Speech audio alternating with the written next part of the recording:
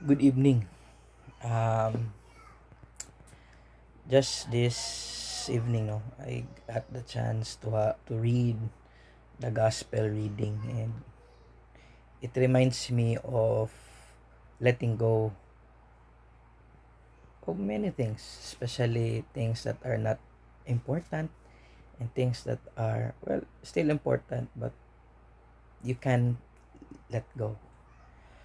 I'm reminded of the unordinate attachment. So let go of those things because it will only kill you of your joy by consuming too much time on dwelling on those things, taking care of it or keeping it somewhere that it cost you much time.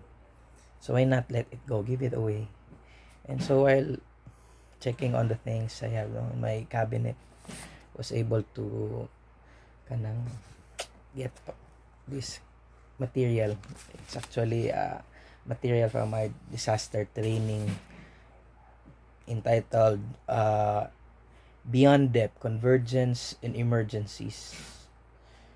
Exploring possibilities of a shared strategic agenda to continue to push the transformation of the Philippines humanitarian system. So I was just reminded of many things, especially the things that happening now in our city, the rising cases of COVID, and the many experiences I had in the area wherein people are get caught, uh, tricycle drivers, motorella drivers, jeepney drivers are being caught not using face masks, or they were using but their passengers were not, so they were also caught, no? Another thing is the call for the advocacy of the department or the government per se with regards to the use of face masks, face shields, and social distancing, and the regular hand washing. Well, these are all health protocols that we need to practice for us to be spared from the spread of the virus, no? Or we being the host to spread the virus, which we don't want that to happen. Now, I just recalled one of my lessons in college. This is principles of the social psychology. With the, we used to have this as our experiment, no? About conformity, compliance, and obedience. Okay, let's write it down. Conformity,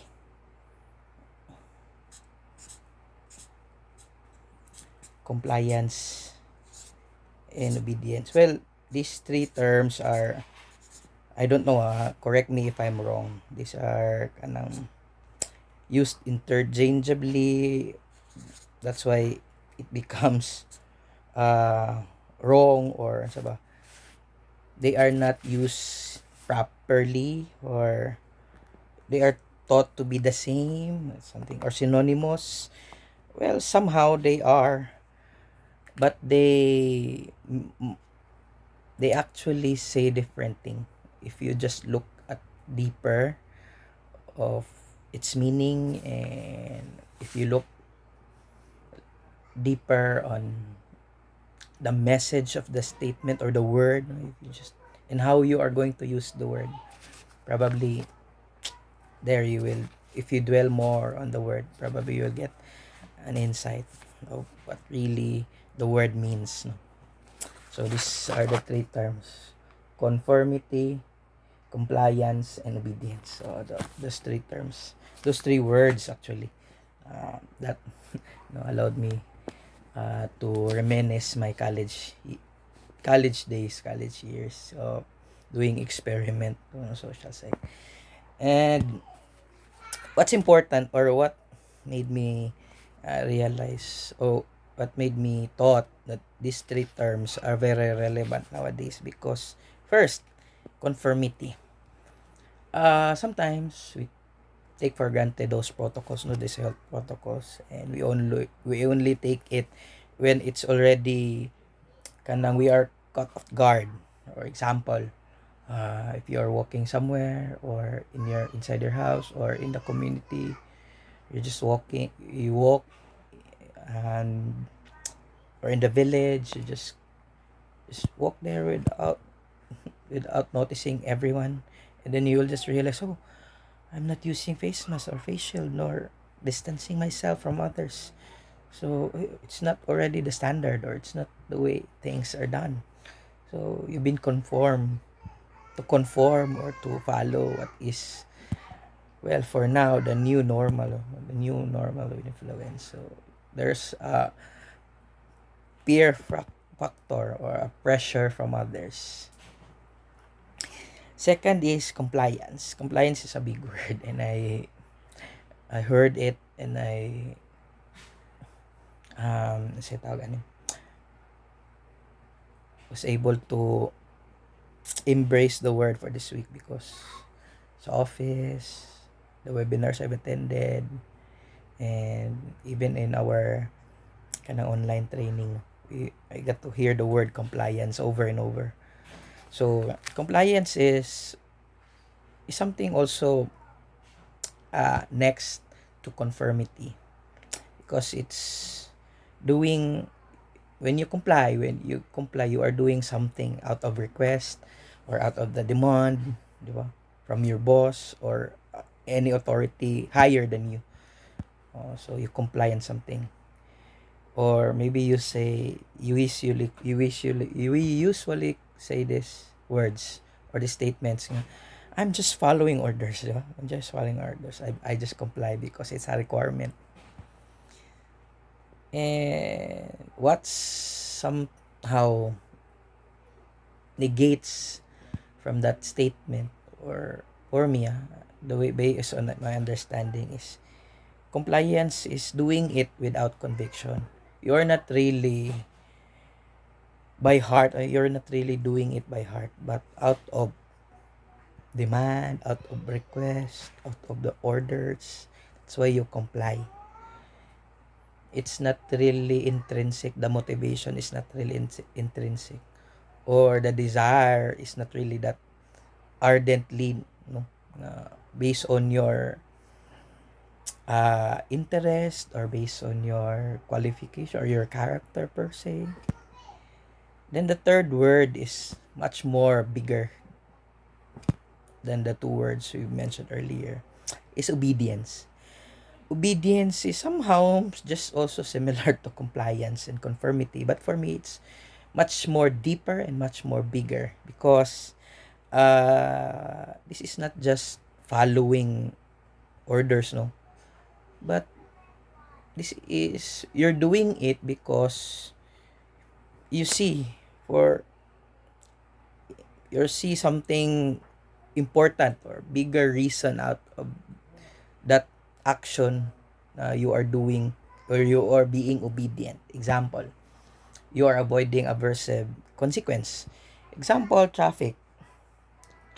Oh, when you're in the traffic, or when you are in the streets and highways, when you able to see traffic light, diba? When you obey traffic light, it is because you don't want to get hit or meet an accident. That's why you obey traffic rules.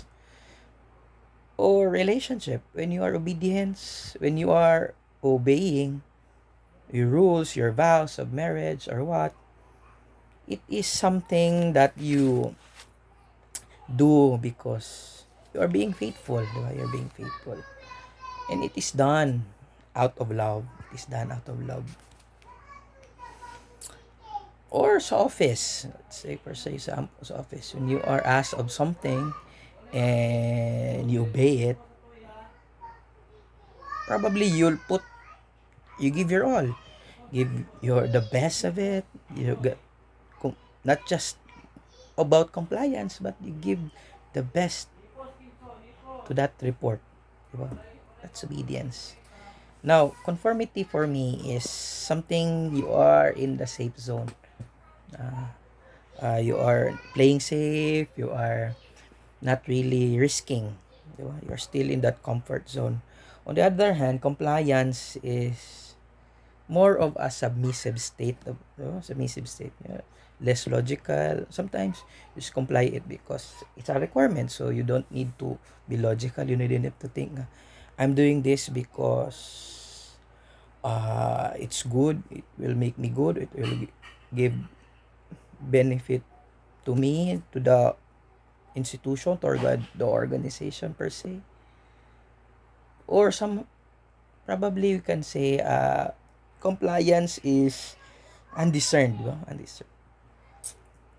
Less thinking. Probably they're still thinking. Still have to ponder on things, but probably less. While obedience, since it's, for me, it's on a deeper state, or deeper state of your life. When you are obedience, no? It entails sacrifice. This for me is, you are in the stage, growth stage, no? You are growing, you are mature, you are using your judgment, you know? You think, will this do good to me? Will this do good to the organization? Will this help benefit many? Or will this save my soul or others? Perhaps, diba? When you are obedience, when you are obedient, when you obey, it also calls for willingness, diba? Because if you are not willing to do such actions, why obey? Diba? You can always reject. You can always say no. You can always say, I don't want to do that. Diba? You can always do that. And for me, obedience brings us happiness because of the fact na we've done something for the good of mankind, for the good of others, or for the good of the organization. And it also brings, or it also gives us joy because we have it. For me, obedience is more intrinsic, no? It gives us the confidence, and it allows us to be faithful. It allows us to be faithful to our vows, to our contract, to our actions per se. Overall, allows us to be true to what we want to do. No? We are not hindered by anything when you are obedient. Probably there is hindrances. Well, that's life. Pero when you are obedient, it gives you the power and energy to do things, even if it's uh, mountain top of requirements. Even if it's sometimes it's hard for us, no? Pero when we obey, well, it challenges us to change our attitude, to change ourselves, to change the status quo, no? And grow from there. Well, for me, that is obedience. And now, why I'm saying these three: conformity, compliance, and obedience. Now, when we practice this health protocol provided by the government, no, or especially for this COVID-19, let us not just confirm because everybody is doing it. All the more, let's not just comply because there is a rules, there are ordinance or what that we have to pay if we are caught not doing such. But we have to obey. We have to use our heart in order in order for us to in order for us to love more and not to hurt others or not to sacrifice something else. But we are be we are being obedient because we're doing it out of love, out out of kanang anything else, but out of love, out of our conviction that we want to help the government, we want to help ourselves, we want to help our family spared from this virus. So in all your works, in all that you are to do, in family, in all your endeavors at work, in school, in the community, in the government, I think obedience is the key. Conformity probably would help, but it would not last long. Compliance, all the more, when you are not uh, recognized, when your achievements is not been seen as something important or what, because you've done something, probably it will just die. But when you obey, even if you are not recognized, even if you are not noticed, it won't hurt you because it is intrinsic. Okay, good night.